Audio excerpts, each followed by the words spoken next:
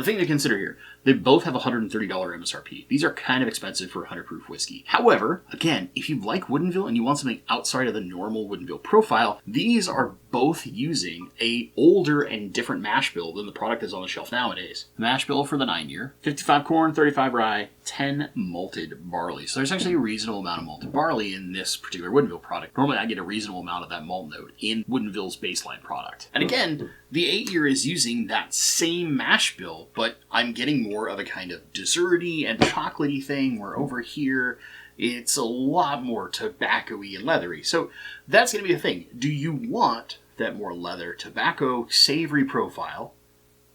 9-year.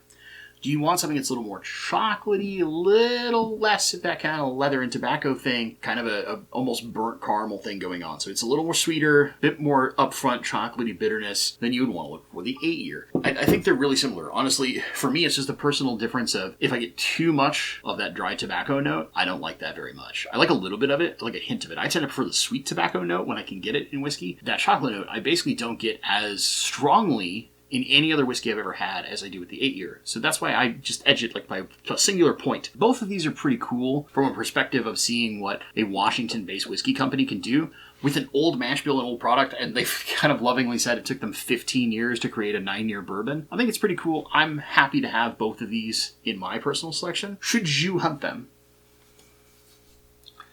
Probably not, unless you're a pretty big Woodinville fan.